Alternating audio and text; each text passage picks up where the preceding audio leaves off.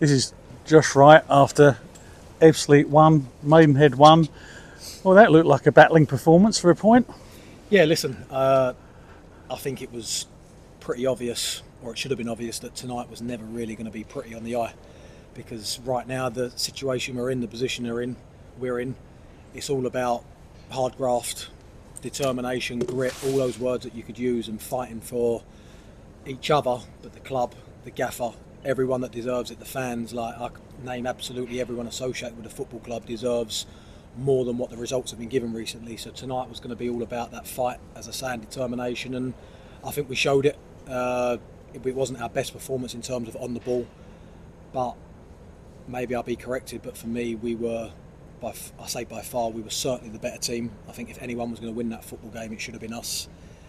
The way they've scored their goal sums up life and sums up football at the moment, with the deflection, but that's the way it's going and that's the way it is. What do? Sulk and sit down and not quit, but sort of just accept it, or do you fight and show what we did tonight? And I think what we showed tonight is what we've got in there and what the gaffer puts into us every single day. And I think a point is a positive result. Of course we want 3 points, absolutely we do. We're desperate and we felt gutted, and we feel gutted in there at the moment, but I just said to the boys, we've got to take the positives. We have to build on that. That's the minimum that we can show for this football club, for ourselves and everyone, as I say, associated, and we need to build on. Dennis Coutry just said to us that after the Hartlepool game, you know, he felt that that was a demonstration of where the club were headed, and then, of course, against Oxford, it fell flat again. But tonight you've lifted it back. It's kind of feeling like it did against Hartlepool after that tall draw, but you've got to now build on that again, haven't you? Absolutely. I think that was not the most frustrating thing, but that was a big surprise and a surprising aspect and thing to take from Saturday's game against Oxford, because we left Hartlepool, one of the biggest teams in this division.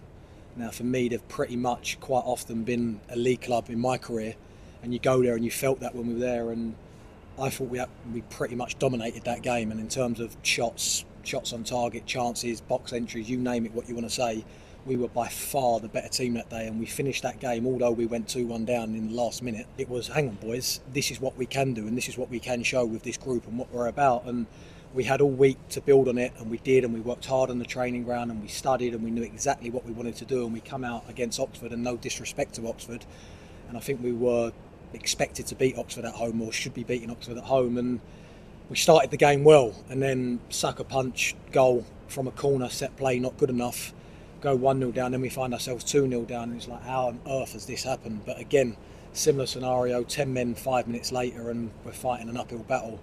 And that was the biggest sucker punch and the biggest disappointment from Saturday. But what I would say is this game tonight came around very, very quickly after Saturday. And I know that sounds a little bit of a cliche, it's a quick turnaround Saturday, Tuesday, but me and Souls were actually talking, we sit next to each other in the change room, and he said to me, how quick has this come around? And it did.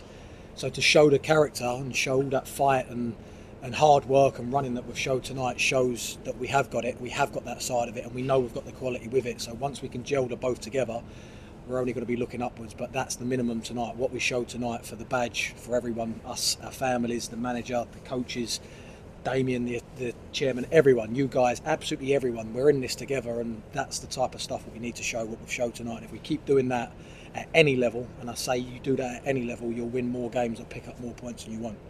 You've just mentioned Chris Solly there, who usually has the skipper's armband, but when he's not in the side, like tonight, you're the captain. What extra responsibility does that put on your shoulders when you're out there trying to lead the team?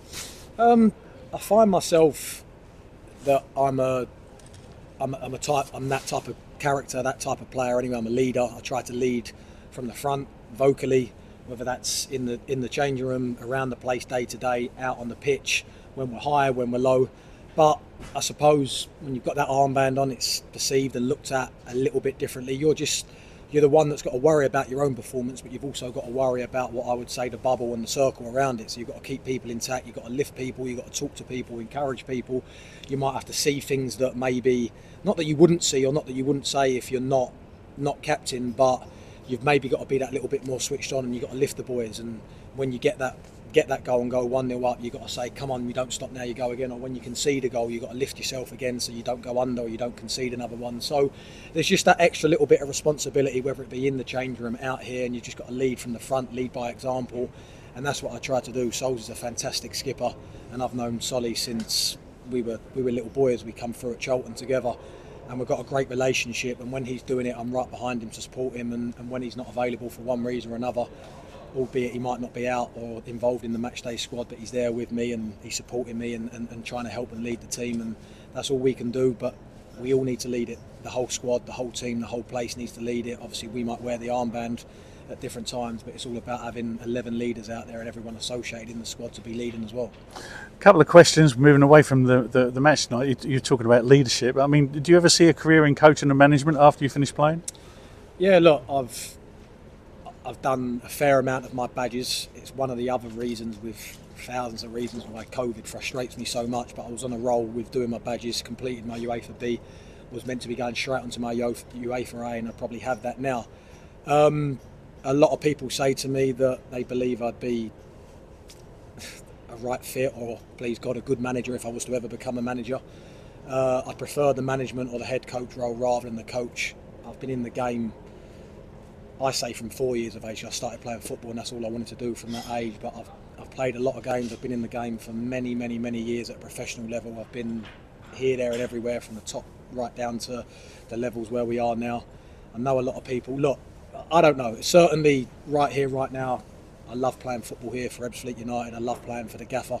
I'm learning from the gaffer and other people all the time, and I love what I do. I love playing football. So right here, right now, it's all about me playing football, but who knows, in X amount of years' time, it's certainly something that I look and maybe think, you know what, I'd really enjoy doing that and giving a different opinion and using all my knowledge that I've built up over the years to possibly one day becoming a manager. Well, that's an interesting view of life in the future. A couple of quick questions just to wrap this up. First of all, it's coming up to Christmas. How's your baby boy? Because last time we spoke, he was prematurely born. You were going through all the difficulties that provided. How's he developing? Yeah, he's doing amazing. It was actually World Prematurity Day last week, 17th. I hope I got that correct. I think I did. And it raises fantastic awareness for that scenario, if you like, in the department. But he's doing incredible. He's really growing up. He laughs and smiles pretty much all day, every day, unless he wants a bottle.